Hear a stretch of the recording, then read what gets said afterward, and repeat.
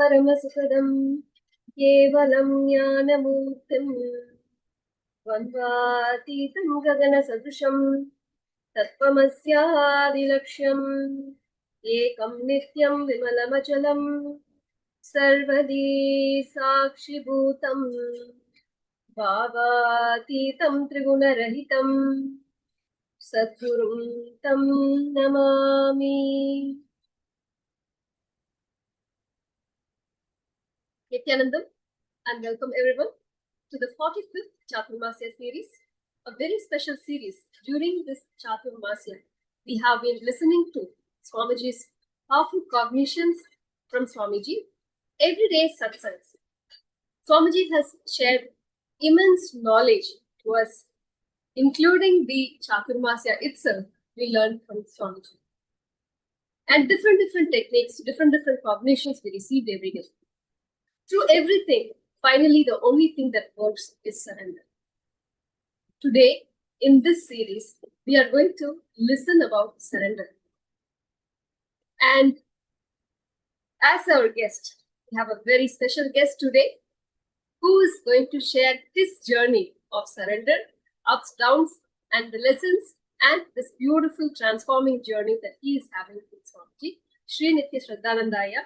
Welcome, Aya Nithyanandam. Nithyanandamma. Shraddhaya is the House of Representative of KAILASA, Seattle, and he has joined us to share his experiences, who has connected from a very young age. Nithyanandamaya, how did you get introduced to Swamiji? How did your journey begin? Yes, ma. First, I want to start by offering my gratitude to Swamiji for giving me this opportunity to share and relive all the beautiful moments that I've experienced in my life and for all the beautiful things that he has showered on me. With that, like you said, I was very fortunate to meet Swamiji very early. So I met him when I was 13 years old. I still remember the day in November 2005 when Swamiji came to Tirupattur. So Tirupattur is my hometown from where I am from, basically. Where I was born and where I grew up was all from Tirupattur. So Swamiji came there for a satsang. So he was giving a satsang in a college there. And then I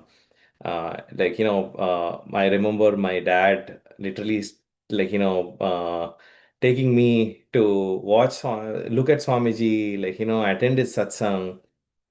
That was the moment because I still think, when I look back, right, I feel that Swamiji came to Tirupattur to give satsang only for me, right? Because he knew I was there and I was looking for him, right? So I still very, and that is a cognition that cannot be erased from my thought process because I very strongly believe that Swamiji made an entire trip to Tirupattur to come and give us satsang so that I can meet him and I can connect with him, right? So that's how I met him for the very first time when I was 13 years old, 2005. It was such a beautiful happening, best happening in my life, I would say. So wonderful, Aya. So from there, how did you become the House of Representative of KAILASA, Seattle? How did this journey happen? Oh wow, it's a very long story, but I think if we have the time today, so I can share that story, right?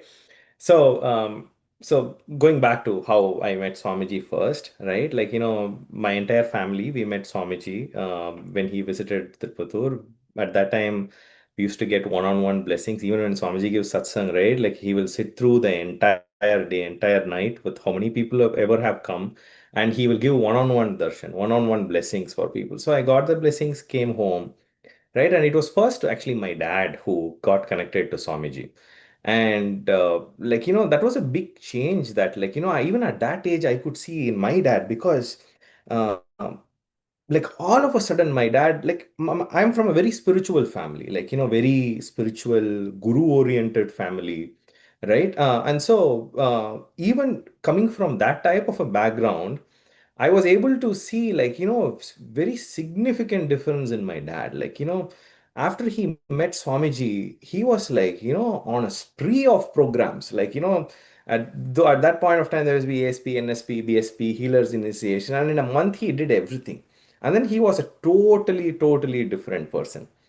And then, like, for me, I was like, okay, this is great. Like, I could see visible differences, right? Like, I was not that mature enough, but I was mature enough to understand things happening at home.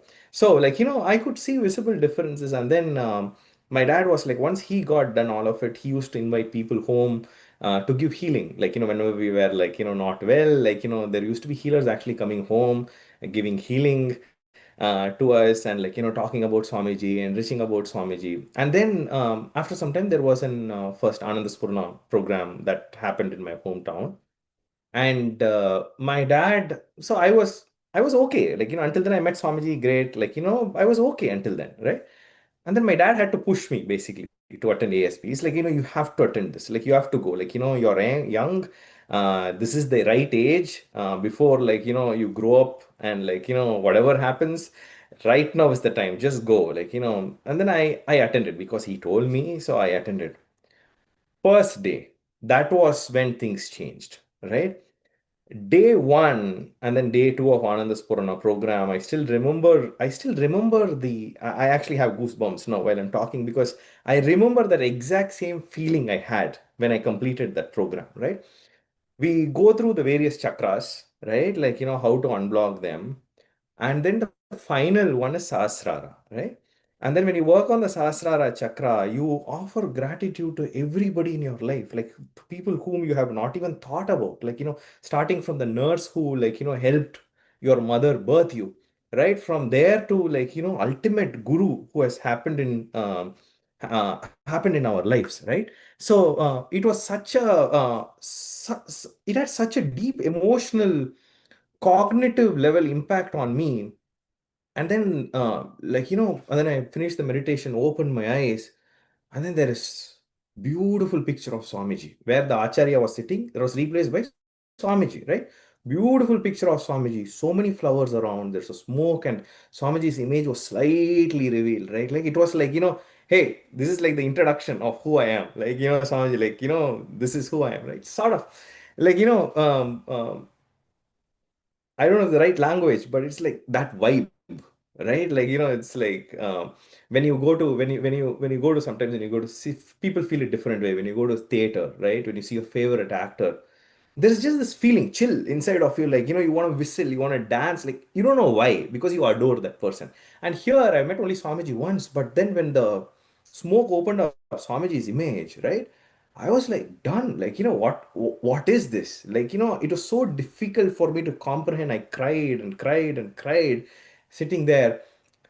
And then that was the moment, like, I knew this is what needs to be in my life, no matter what. This component in my life has to be there, right? And then me, and you'll understand more about me as we talk through this segment. Um, it was like, and me, I was like, I was in my teens, like, very carefree, careless teens. My father used to tell me, hey, you study well.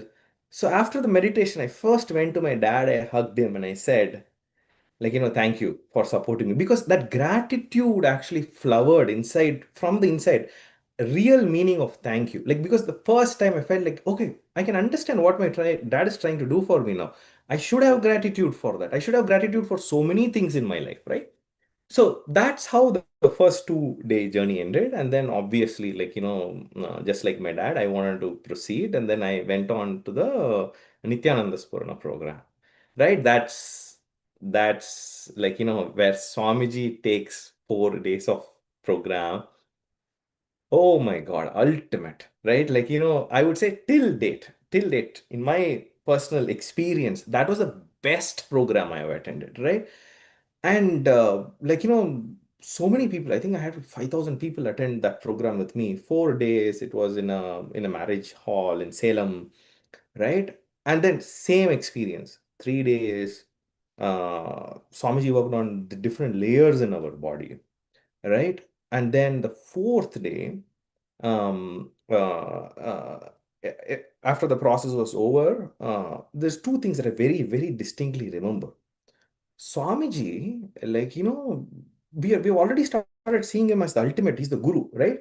He deciphers the cosmos just like anything. Like, like it's like ABCD, right? He deciphers it so easily, makes it available for people like me who's 13 years old to understand and actually feel the power of it, right? And then suddenly, like, he did like after the session is over, he said, I thank you for giving me the opportunity to, like, take this session. And he did namaskar. Okay, we're like what's happening here? Like, guru, like, he's the ultimate. But he shows how that space of gratitude does not matter where you are in life, right? Everything is an expansion in life, right? That's the first time like I learned the concept of, like, oneness with him. Like, I immediately feel like he didn't do namaskar to people, but he was like, he was me, I was him, right? And we are all one. We are celebrating each other, right? And then for darshan again, right? Again, the standard, like, all the super smoke effects, and then like the 18-minute aarti darshan before the energy darshan was too good. The dance, the enjoyment, the happiness, the bliss, right? Everything that we did was connecting me back to the concept that life is a celebration. Life is beautiful, right? We don't need to stress about anything. Life is awesome, right? Constantly reiterating that to your core, that life is a celebration. Swamiji is celebration, right? And then remember, there's a very beautiful incident also, which I think is a good forum to share, because at that time we used to, like, we just like how we have Q&A to Swamiji. Somebody asked Swamiji, "Can we have a picture with you, Swamiji?" Right? Swamiji said, like, there's 5,000 people. I may not be able to sit and post with one of each and every one of you, but like, I will give when I give energy darshan, I'll ask the photographers to take the picture, and you will get it. Right? He said that. I was so happy that I'm going to have a picture with Swamiji, right? And then 1 month, 2 months, 3 months, followed up with my dad. My dad became an organizer. He was involved with, like, the Sangha activities and all of that. Never got it. Never got it. I was like, okay, done. Like, I'm never going to get it, right? Fast forward to probably around, I would say, 2017, 2018, Nithyananda PDF was launched, right? And then the first thing I did when Nityananda PDF was launched was I had, like, place where I noted down when I met Swamiji approximately. I still remember the date when I met Swamiji first, right? Like, so I'm going to celebrate my 20th year anniversary with Swamiji in this November, right? So it's like, so I went to that date and I saw my picture with him, Energy Darshan picture, blown away, right? Like, that picture was enough for me to relive that experience, that energy darshan from Swamiji. Second, that reiterated the fact that if Swamiji says something, it cannot happen, it will happen, right? I was like, yes, like, this is the ultimate truth. Every word uttered by him has to happen. And then slowly, like, after that program, I was still connected. I was studying in Bangalore for my undergrad. I used to go there, go to Bidadi, Adi Kailash for, like, all celebrations, Guru Purnima celebrations, Jayanti celebrations, all of those, right? And just go there for the darshan, right? Like, just for that, go there for the arti and darshan of Swamiji, like one-on-one darshan. He will give you energy darshan, hug you, right? So beautiful. And like, I used to go there. Then I moved to the US. So I moved to the US. I came to Chicago. I did my master's here. And even at that time, I found a satsang center there, somewhere very remotely located, 3 hours by, like, I didn't have a car at that time, 3 hours by train or something like that. I have to change 3, 4 trains. I still managed to go and attend programs there whenever something happened, workshops and all that. So I was very much devoted to Swamiji, though I was not, like, seeing him like how I used to in the past. Like, I was not in India as well, right? Then I joined work. The first thing I did, and when I joined work, one of the main conditions for me to choose a location of my work was it should have a temple, Swamiji's temple. That was one of my main location. So I first went to San Jose, right? Beautiful temple. I loved it, right? I said, okay, this is where I'm going to be. Then I got an offer in Seattle, right? Then I was actually in the San Jose temple when I was like, when I got an offer or something like that. Like, majority of the things happened during that time frame. So somebody at that time who was at the San Jose temple called one of the coordinators in Seattle temple and said, this person is coming to Seattle. He wants to stay closer to temple. Can you guide him? So they guided me. I came to the temple. the very first darshan of Nataraja, right? I cannot forget it, right?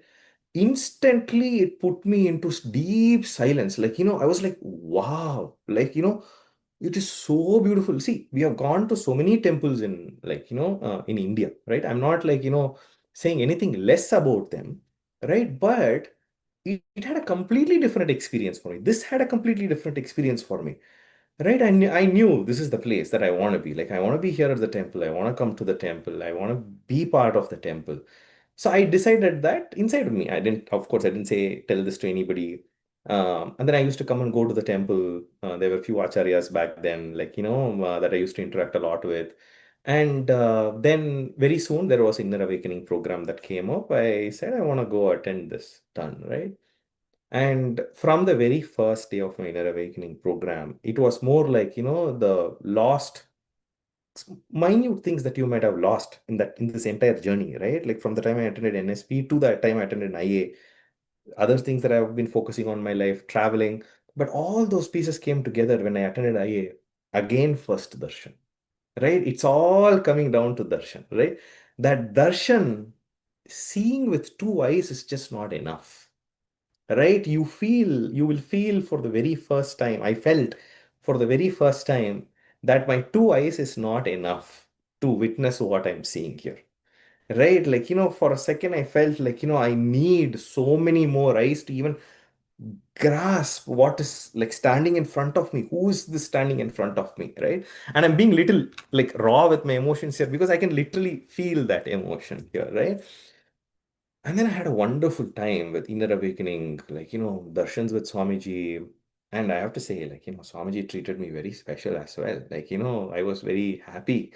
Swamiji, like, he gave me so many hugs, so many boons, so many conversations, like, which literally told me or showed me that Swamiji is just not coming giving darshan. He's really interested in me. Some part of me that he already knew about me. There's something about me he already knew.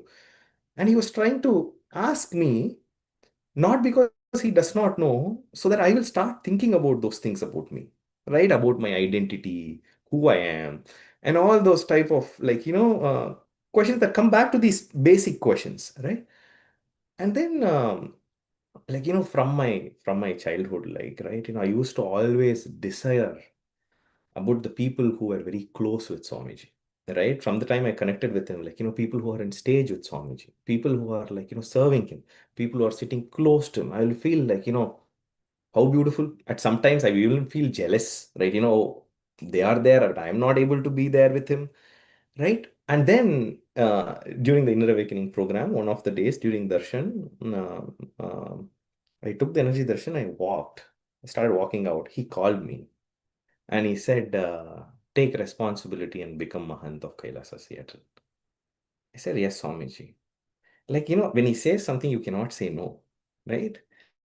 And and who am I? Like, I am a 20, 23, 20, yeah, 23, I think, 23-year-old guy over there, like, boy who is, and he's telling he has built a kingdom of Kailasa Seattle with so many people, so many experienced devotees. And then he tells me, take responsibility and take care of Kailasa Seattle, right? And I say, yes, Swamiji. And then I come down the stage, and only then it hits me, wow, like, what just happened? What did I just say yes to? Right? And from there, the journey has been so beautiful.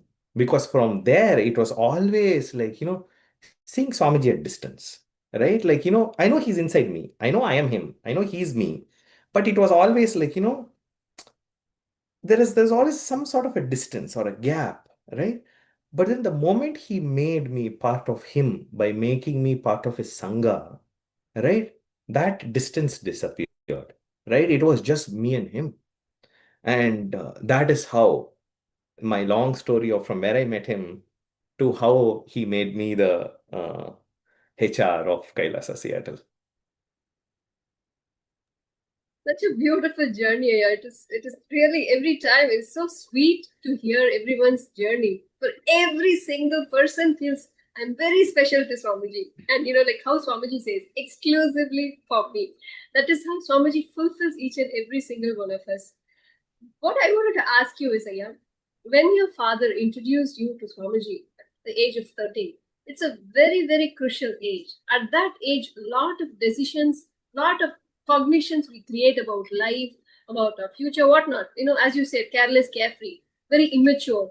Many things we decide without knowing the right thing about life, the right knowledge about life. So what I wanted to ask is, Swamiji entering your life at the very, very crucial point of your life has changed your direction completely differently, right? Now at the same thing, the same friends that you had at that age, they would have gone in a different direction. How do you how important do you feel, that how did that make a difference you as a person? A lot of difference, ma, because I think that's the age where you start to build your core understanding about life, your judgments about life, right? And like you said, you either make it or break it from there, right? And it's sometimes when you miss something, it's very difficult to get, right? And that's an age where it is very crucial. And I'm really thankful for my dad to connecting me with Swamiji, thankful for Swamiji actually to coming there and connect, making sure I'm getting connected with him right at that age, because I still remember the first 2 years, 13 to 15 years was Swamiji. Like, everything was Swamiji for me after I got connected with him. Like, I used to have his photos everywhere in my room, right? And then I used to have a very special skill back then, right? Which is I could do mimicry in Swamiji's voice. Okay, so I will actually talk, I will actually chant, like because I said I'm from a very spiritual background in my family and all of that, right? I will chant, but I will chant in Swamiji's voice, right? And sometimes my dad will actually think that I'm playing something on my phone or like on some like YouTube was very much on like growing at that time, right? Doing something that he will like give a smile at me and tap me and say go back to your voice, right? Like in a very funny way, like because every time I chant or something, I could just bring Swamiji's voice, right? So I used to do mimicries like him, and and it might look like a very small jovial thing, but if you look in deeply, it will help you understand how much Swamiji was part of my life. Again, if you just take the same example, like today a lot of people like worship or adore cinema superstars or sports personalities, right? And what they try to do is they try to be like them. But what we need to understand is they're also human beings like us who have their own set of patterns, incompletions. But whereas my life, I tried to be like him, right? Like Swamiji, where he is the ultimate. So he gave me literally his own experience. Like, I remember that mimicry. I used to dress up like Swamiji and pose. I have photos, like, maybe one of these days I can share it with you. Like where, like, Swamiji used to pose for photos, like looking there, here, right? Like things like I literally have photos like that, right? Like, taking photos like that. And these are very beautiful memories because Swamiji was such a core part of my like and is still is. And back then he was such a core part of my life where people are going behind so many other things. For me, it was only Swamiji. Like I will not miss a satsang that time. Like with the extremely poor internet that we used to have back those days, I will still like keep it on like buffer, let the video fully buffer and play the Swamiji satsangs and listen to it, right?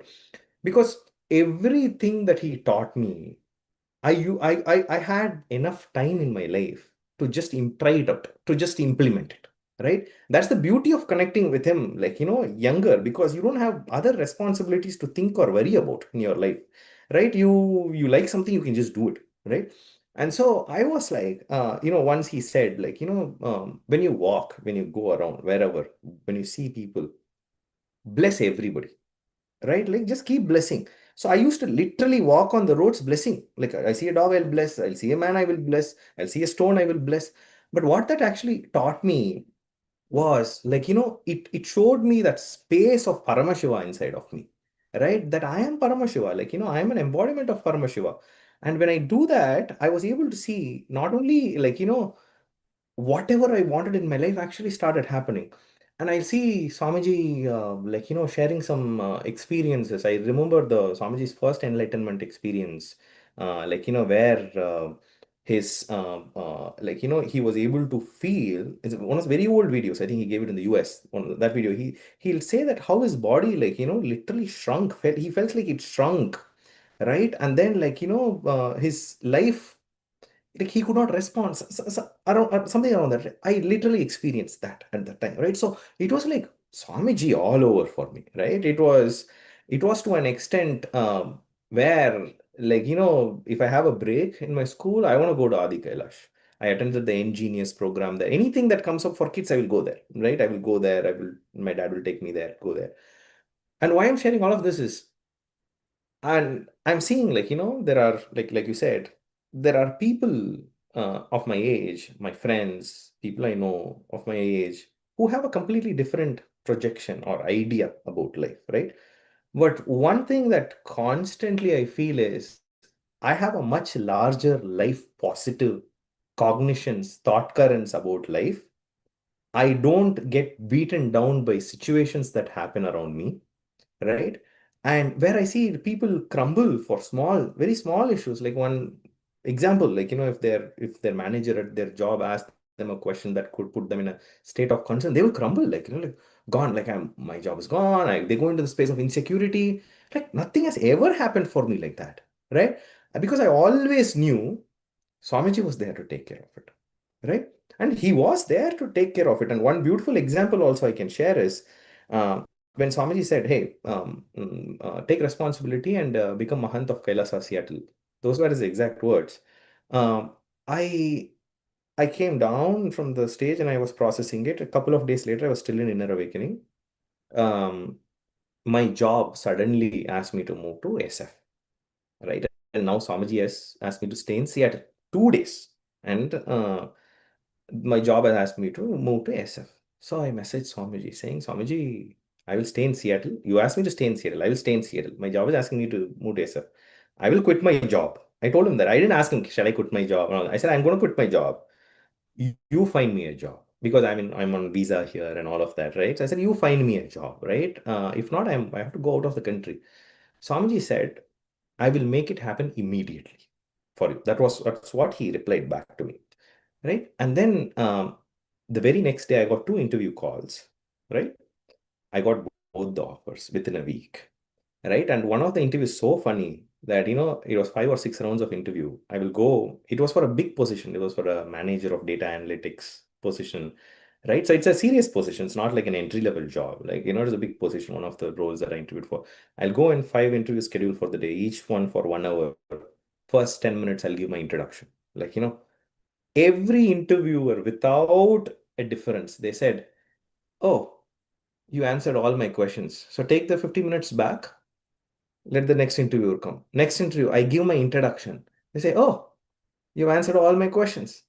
Okay, you, like, go have a coffee or something. We'll come back." And I was like, when you are in that space of surrender, because I surrendered to him at that point of time. I said, Swamiji, you take care. I don't care. Right? You said I'm going to follow you. You take care, whatever needs to be taken care otherwise. Right? And he made it happen. He made it happen so beautifully that it was effortless. So that's, I think, the power of surrender that I feel like, has empowered me so much. And sometimes when I look around people of my age, when they struggle, I feel like, they have to meet Swamiji. Like, life will be so much more beautiful, so much more better, so much more powerful. And they can make whatever they want in their life to happen if they have Swamiji, right?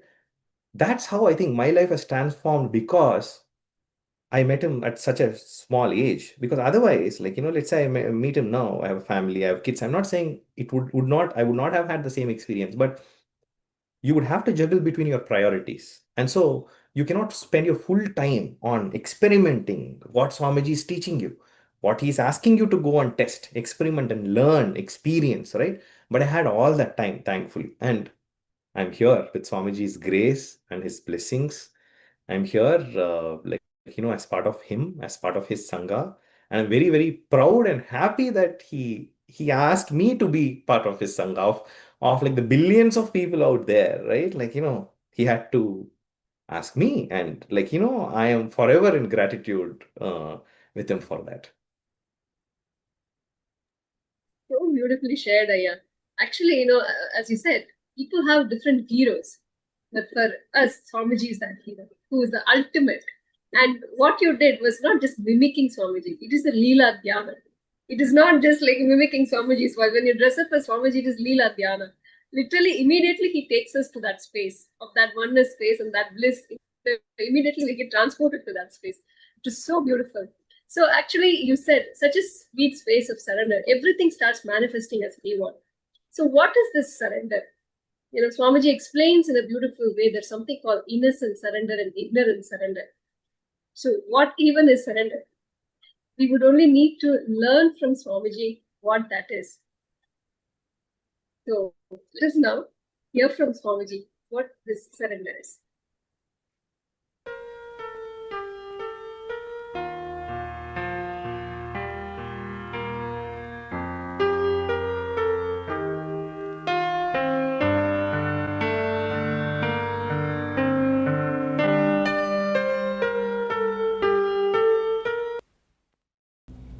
There is two possibilities to go beyond fear.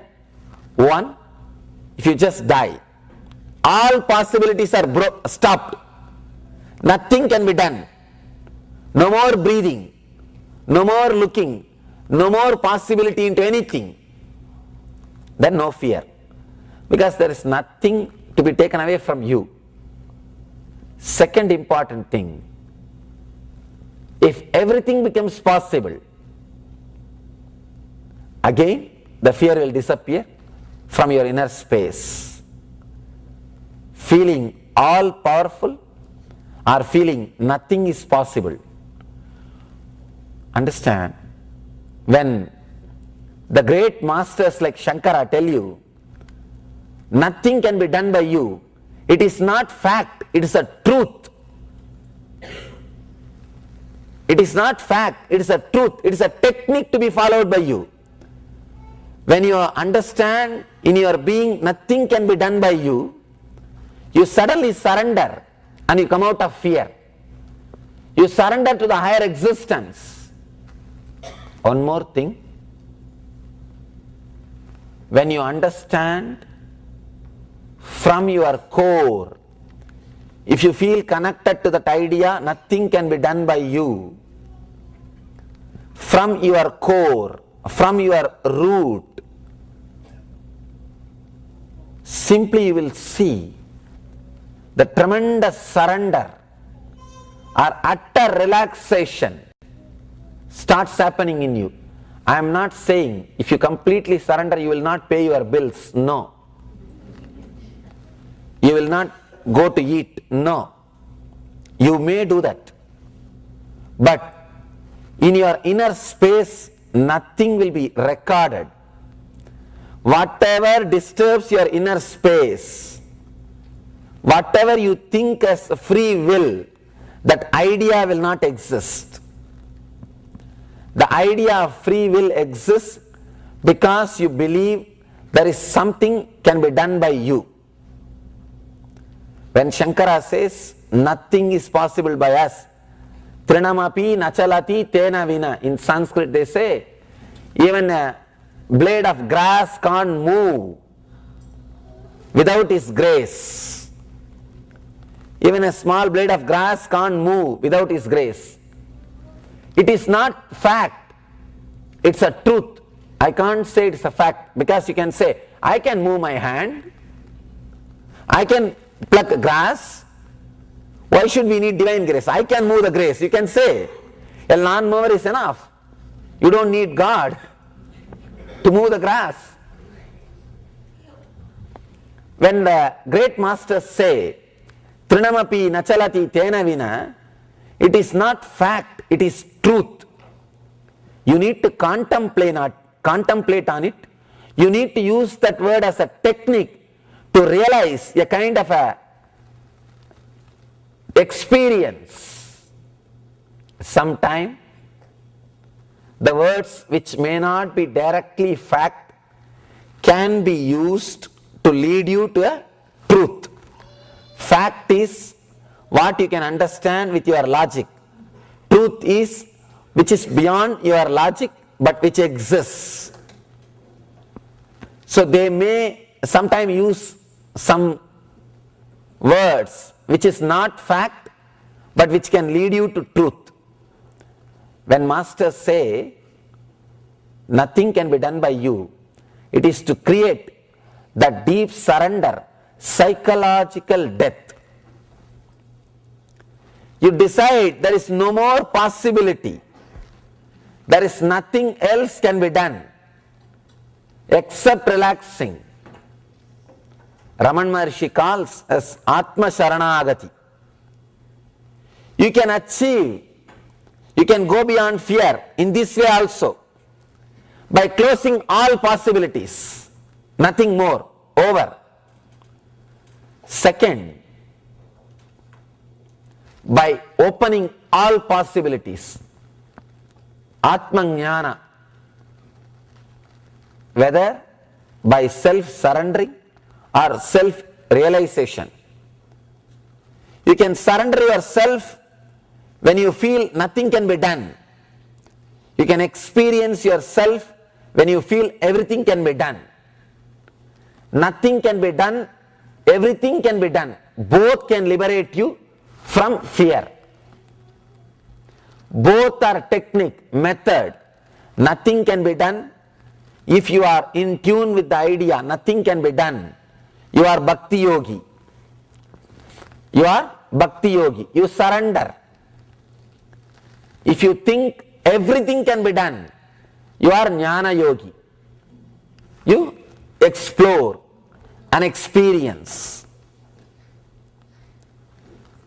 If you work in this path or in that path, going beyond fear is possible. But you should be completely connected to some one ideology. Either you should be ready to work with the fact that everything is possible by me, expanding, or you should be ready to work with the fact nothing is possible by me. Now, in our case, we have little. Sometime early morning, if you are all fully spirited, energetic, your mind says everything is possible by me. Forget about everything. Forget about other things. Sometime, if you are facing your boss, cornered by your wife, you think nothing is possible by me. You are doing surrender in wrong place and expressing your will in wrong place. Either completely tune yourself to surrender or completely tune yourself to strong willpower. You may ask, how to completely tune yourself to strong willpower? Anything which creates boundary, which binds you, which limits you, you are not that. Understand? How to express or break your boundaries, make yourself beyond. How to do that? Do not believe anything which binds you as part of you. For example, body. Body limits you to 6 feet.